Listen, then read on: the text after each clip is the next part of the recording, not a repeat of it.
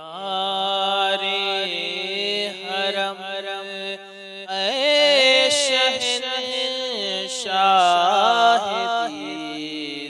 تمہیں ہر دم کروڑوں درود و سلام ہو نگاہ کرم ہم پہ سلطان دی تمہیں ہر دم کروڑوں درود و سلام۔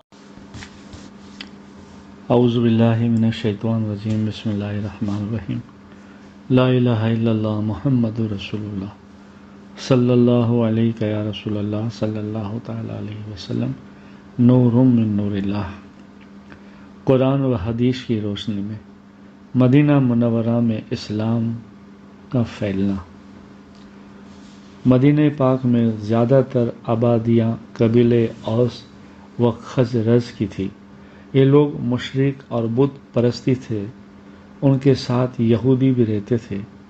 جب کبھی قبیلے اوس و خزرج سے یہودی کا مقابلہ ہوتا تو یہود کہا کرتے تھے کہ ان قریب آخری نبی مبعوث ہونے والے ہیں، ہم ان کی پیروی کریں گے اور ان کے ساتھ ہو کر تم کو قوم عاد اور قوم ارم کی طرح ہلاک و برباد کر دیں گے۔ جب حج کا موسم آیا تو قبیلے خزرج کے تقریباً 6 لوگ مکہ آئے۔ یہ نبوت کا 11واں سال تھا۔ حضور پاک صلی اللہ علیہ وسلم ان کے پاس تشریف لے گئے، اسلام کی دعوت دی اور قرآن کی آیتیں پڑھ کر سنائی۔ ان لوگوں نے آپ صلی اللہ علیہ وسلم کو دیکھتے ہی پہچان لیے اور ایک دوسرے کو دیکھ کر کہنے لگے، خدا کی قسم، خدا کی قسم، خدا کی قسم، یہ وہی نبی ہے جن کا تذکرہ یہود کیا کرتے تھے۔ کہیں ایسا نہ ہو کہ اس سعادت کو حاصل کرنے میں یہود ہم سے آگے بڑھ جائیں۔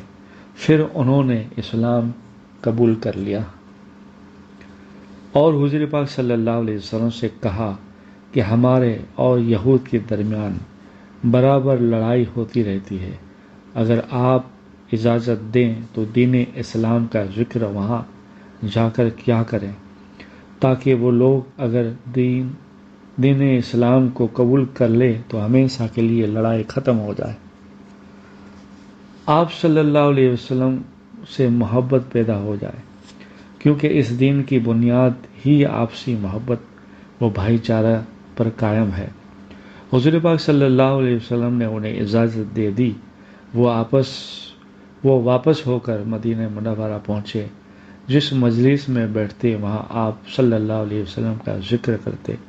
اس کا اثر یہ ہوا کہ مدینہ کا کوئی گھر ایسا باقی نہ رہا جہاں دین نہ پہنچا ہو۔ سبحان اللہ۔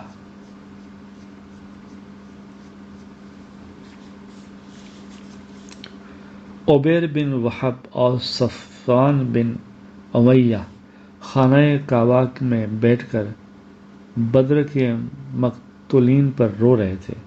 بالآخر ان دونوں میں پوشیدہ طور پر یہ سازش قرار پائی کہ عمیر مدینہ جا کر آپ صلی اللہ علیہ وسلم کو دھوکے سے قتل کر ڈالے۔ لہٰذا عمیر اٹھ کر گھر آیا اور تلوار کو زہراً بجھا کر مدینہ کو چل کھڑا ہوا اور مدینہ پہنچا۔ آپ صلی اللہ علیہ وسلم نے اس سے پوچھا، عمیر یہاں کس ارادے سے آئے ہو؟ اس نے کہا کہ اس قیدی کو چھڑانے آیا ہوں۔ آپ صلی اللہ علیہ وسلم نے فرمایا، کیا تم دونوں نے خانہ کعبہ میں بیٹھ کر میرے قتل کی سازش نہیں کی؟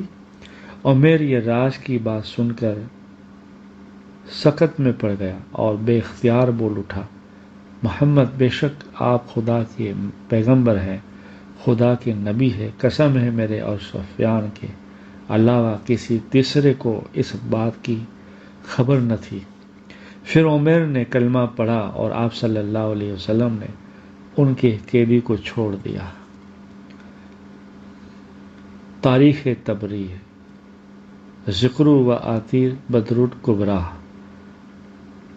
جلد نمبر 1 صفحہ نمبر 457۔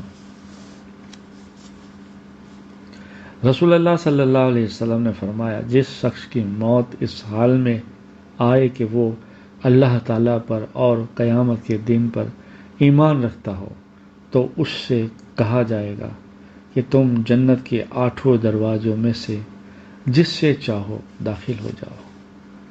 جنت میں جانے کے لیے مرتے وقت دین کی بنیادی باتوں کا عقیدہ رکھنا ضروری ہے۔ کتاب مسند احمد، حدیث نمبر 98، روایت حضرت عمر رضی اللہ تعالیٰ عنہ۔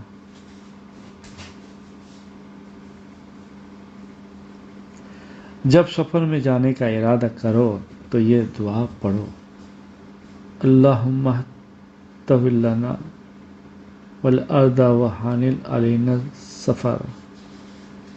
ترجمہ: اللہ زمین کو ہمارے لیے سمیٹ دے اور اس سفر کو ہم پر آسان کر دے۔ اور سفر کی جو دعا ہے وہ تو ہے، وہ بھی پڑھ لینا چاہیے۔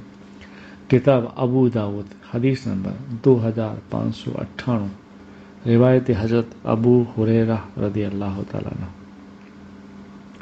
ایک آدمی نے عرض کیا کہ یا رسول اللہ صلی اللہ علیہ وسلم، مؤذن حضرات فضیلت میں ہم سے آگے بڑھ گئے۔